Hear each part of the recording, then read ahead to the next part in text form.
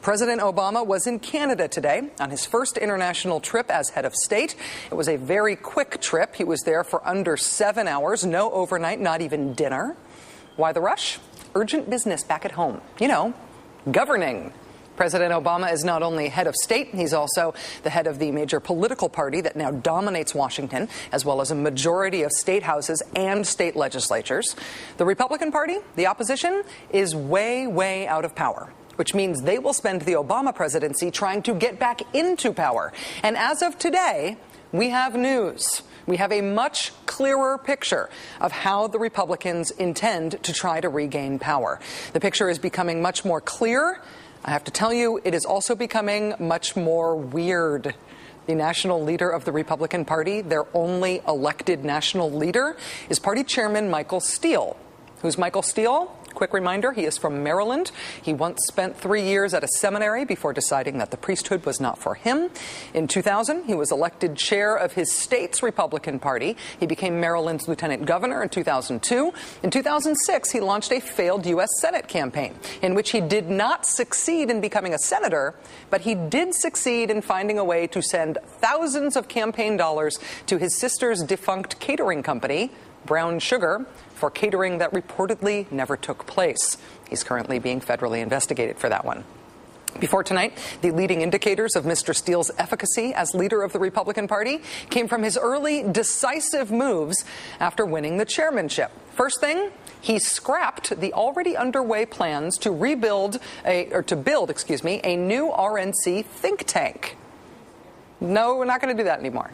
Think tank? Who needs a think tank? Then Mr. Steele led the charge to derail the economic stimulus plan. Stimulus plan? Who needs a stimulus plan? The government doesn't create jobs. Let's get this notion out of our heads that the government creates jobs. Not in the history of mankind has the government ever created a job.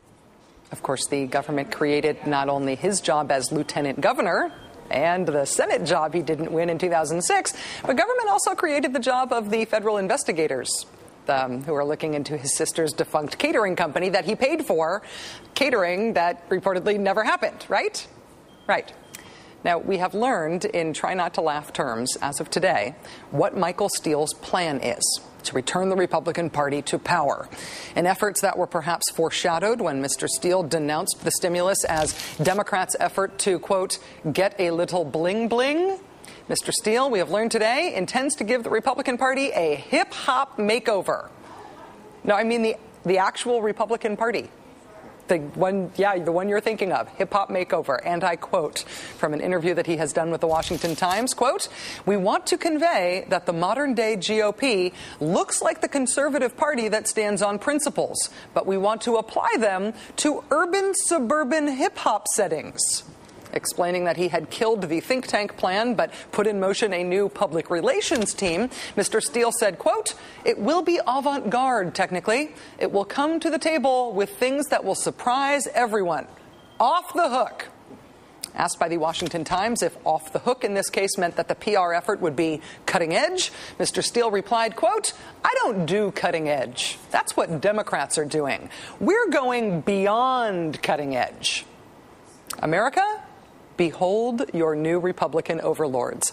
I, for one, welcome them.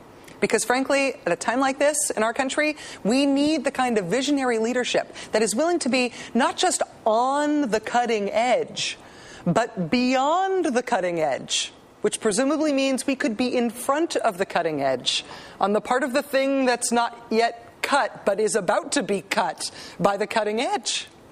Behold the majesty of creative leadership. Just a reminder, Michael Steele does hold the Republican Party's only national leadership job. And what he is very awkwardly attempting to do, I think, is to position the Republican Party the way like your dad might try to, as if it is hip and cool. And in this case, it is hip and cool in a specifically black way. The reason that is awkward is not because Michael Steele himself is black, but because there are no black elected officials in the Republican Party on the national level. None in the House of Representatives, none in the United States Senate, no African-American Republican governors. The highest-ranking elected black Republican in the entire country, according to the African-American Republican Leadership Council, is the chairman of the Texas Railroad Commission. But don't let that stop you from seeing the modern-day GOP as beyond the urban, suburban cutting edge of hip-hop. Joining us now is Melissa Harris Lacewell, Associate Professor of Politics and African American Studies at Princeton University. Melissa, thanks for being back on the show. Nice to see you. Absolutely. I am going to quote to you what you said the last time you were here on the show about Michael Steele. It was the night that Michael Steele got elected chairman. And you said that the Republicans electing him chairman of the party showed, quote, they're thinking Barack Obama is Superman, so what they needed to do was get kryptonite. Kryptonite comes from Superman's own planet, so they went to planet Black Guy. Which you should be proud of for having said off the cuff there. Do you still think that holds?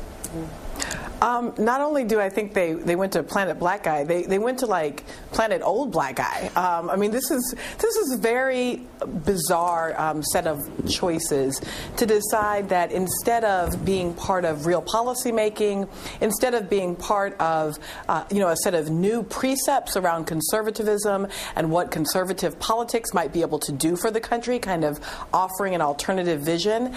Instead, Michael Steele would like to direct the GOP to hip-hop. As far as I can tell, I mean, as funny as it all is, there's something here that suggests to me maybe they're thinking about trying to engage younger voters.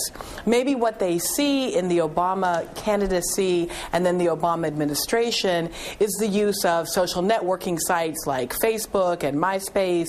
Maybe what they're thinking is that hip-hop is a way to energize potential new voters among young people. That's the most charitable read I can give to this. The thing that's incredible, though, is that it does imply that they think that maybe the way that Barack Obama won was through hip-hop outreach. Like Barack Obama, the least hip-hop man in America, as far as I can tell. I mean, my dad likes that one Jay-Z song, too, but it doesn't, it does imply to me that they've sort of taken the wrong lesson from his victory. Well, I think they've taken the wrong lesson, but I also want to suggest that Barack Obama deployed, or at least allowed hip-hop to deploy itself in a lot of important ways. I mean, Jay-Z was on Southern college campuses, and Beyonce did sing at the inauguration, and Ludacris did make some videos that were widely distributed in kind of the echo chambers of young people. So hip-hop was always there. Barack Obama certainly wasn't leading the hip-hop charge, but he allowed sort of hip-hop political communities to do their work. I think the real issue is underestimating what hip-hop is. Michael Steele thinks that he can deploy it like a, some sort of, Pavlovian response, like when we hear it, we just can't help but to go buy that, malt liquor or GOP candidate because, we heard rap music. But that's not what hip-hop is. It's sort of a way of being.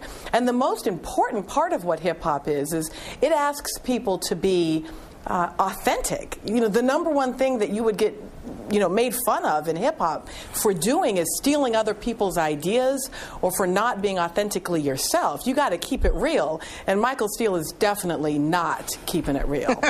Well, I think that the likelihood that black voters are going to defect to the Republican Party with or without Michael Steele in large numbers is it's unlikely. But I wonder if trying to rebrand the GOP as black might actually be sort of an effort to appeal to not necessarily black voters in some way, sort of in the way that you would be trying to appeal to white kids in the suburbs who listen to rap or something, maybe. Well, sure. I mean, again, so remember, hip-hop is as much a generational movement as it is a racial movement. I mean, part of what we think of around hip-hop music and culture are young, urban, black and Latino young people, but the people who consume it are a much broader group. And, there's sort of Generation 1 and Generation 2 of hip-hop. I think of myself as, Generation 1, and we have beef with Generation 2 hip-hop. So there's older people and younger people. It's a rich community.